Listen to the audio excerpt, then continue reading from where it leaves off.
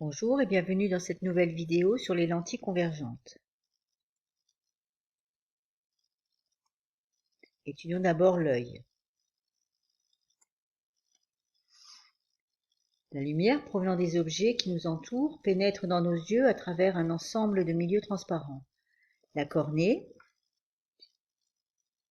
l'humeur aqueuse, puis le cristallin, ensuite l'humeur vitrée ou le corps vitré. Elle va ensuite former une image sur la rétine. La quantité de lumière qui pénètre dans l'œil est contrôlée par l'ouverture de la pupille délimitée par l'iris. C'est l'iris qui donne sa couleur à l'œil. Afin que l'image formée sur la rétine soit bien nette, des muscles, appelés muscles ciliaires, peuvent tirer sur le cristallin et modifier sa forme. On parle d'accommodation. Quand la lumière arrive sur la rétine, elle déclenche des réactions chimiques dans certaines cellules nerveuses, dont on a déjà parlé, les cônes et les bâtonnets, qui envoient des messages nerveux aux nerfs optiques qui seront traités par le cerveau. Alors, pour le physicien, l'anatomie de l'œil peut se traduire par un modèle qu'on appelle modèle optique de l'œil. Ce modèle est composé d'un axe optique, c'est l'axe sur lequel va se diriger la lumière. On a l'iris qui correspond à ce qu'on appelle un diaphragme, qui va sélectionner une partie de la lumière, le cristallin qui est modélisé par une lentille convergente et la rétine qui est modélisée par un écran. Donc voilà ce que ça donne. L'iris et la pupille vont réguler la quantité de lumière, et donc pour nous c'est l'équivalent d'un diaphragme. La cornée, l'humeur aqueuse et le cristallin vont former l'image, et ça correspond à une lentille convergente. Et la rétine va recevoir la lumière, et donc ça on modélise par un écran. Étudions maintenant les lentilles convergentes. Alors une lentille mince convergente est un bloc de matière transparente, homogène, du verre, de l'eau, certains plastiques, à bord mince et à centre épais. Voilà des exemples. Et ça, c'est équivalent à un schéma. Donc on a d'abord un axe optique, on a une lentille avec l'intersection entre la lentille et l'axe qui est le centre optique. Chaque lentille possède ce qu'on appelle un foyer image, F', et le plan ici, qui passe par le foyer, ça s'appelle le plan focal. Donc ici, le plan focal image. De l'autre côté, à la même distance du centre optique, nous avons le foyer objet avec F. Donc objet, c'est parce que de ce côté-là se trouvent les objets, et de ce côté-là se trouveront les images. La distance entre le centre optique et F' s'appelle la distance focale image, et la distance entre le centre optique et F s'appelle la distance focale objet. Alors, on a toujours des axes, donc on comptera positivement lorsqu'on est vers le haut et positivement vers la droite. Regardons un peu les rayons caractéristiques. Alors, tout rayon incident parallèle à l'axe optique d'une lentille convergente, émerge en passant par le foyer principal image F'. Vous voyez, tous ces rayons qui arrivent, qui sont parallèles, vont ensuite converger, passer par le foyer F'. Ensuite, tout rayon passant par le centre optique d'une lentille mince ne subit pas de déviation. Donc là, vous voyez, peu importe le rayon, il va continuer sa route sur la même direction. Et ensuite, tout rayon incident passant par le foyer principal objet, F, d'une lentille convergente, émerge parallèlement à l'axe optique. Donc il faudra savoir ça par cœur pour pouvoir tracer les rayons caractéristiques. Alors prenons un exemple d'un objet qui est placé devant le foyer principal objet F, c'est-à-dire qu'on a AO qui est supérieur à F', F' c'est cette longueur-là, donc AO ici supérieur à F', donc supérieur à F ici. Donc vous voyez, alors on a le premier rayon dont on avait parlé qui arrive parallèle à l'axe optique et qui passe par le foyer F'. le deuxième rayon qui passe par le centre optique qui n'est pas dévié, le troisième rayon qui passe par le foyer objet et qui ressort de la lentille parallèlement à l'axe optique. Alors on n'a pas besoin des trois rayons, mais il faut savoir les tracer les trois. Et donc on obtient ici, à partir d'un objet AB, ici on obtient l'image A'B'.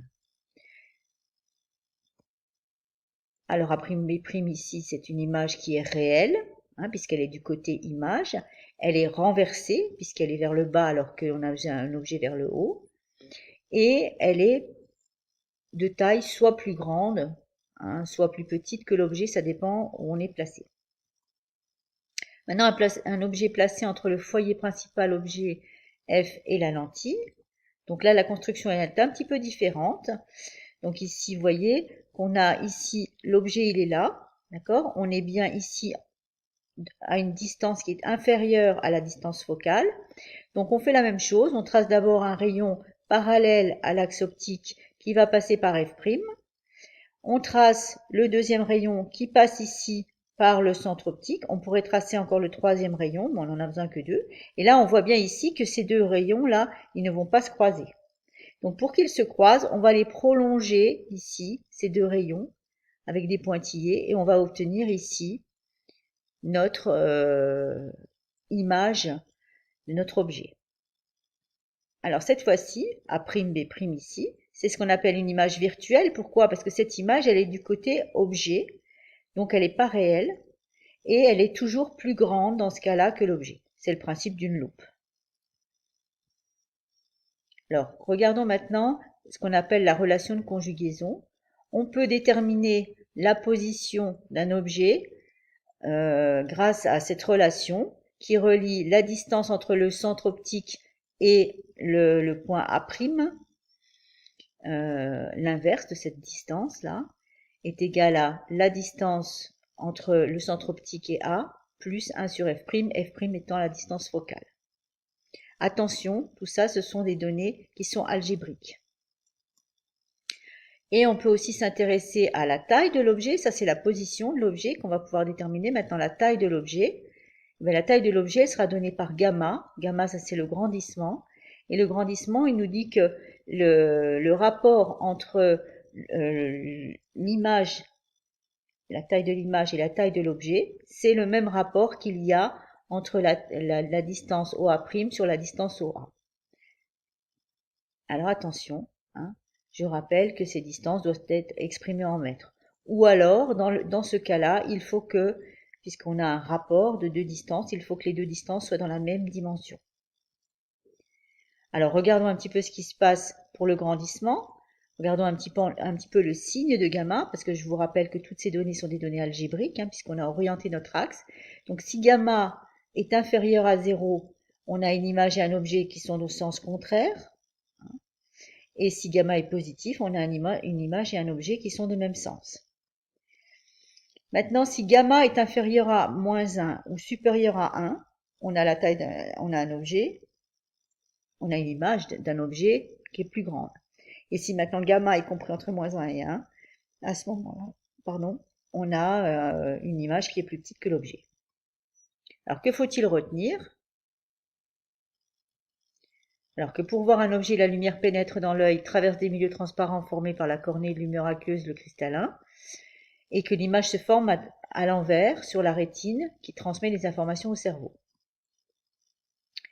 Alors, les trois rayons qu'il faut connaître, donc un rayon incident parallèle à l'axe optique émerge passant par le foyer, ici, c'est ce rayon ici, voilà. Que tout rayon passant par le centre optique n'est pas dévié, et que tout rayon qui passe par le foyer objet ressort parallèlement à l'axe optique. Donc ça, c'est le premier exemple, avec un objet à une distance supérieure à la distance focale. Et là, vous avez le deuxième exemple, où là, il faudra penser à prolonger les rayons pour obtenir l'image. Dans ce cas-là, l'image, elle est renversée ici, et elle est réelle, puisqu'on est du côté image ici, alors qu'ici, l'image, elle est droite, dans le même sens, mais elle est virtuelle, puisqu'elle n'est pas du côté, elle ne pourrait pas on ne pourrait pas la projeter sur un écran. Merci de votre attention et n'oubliez pas d'aller remplir le formulaire.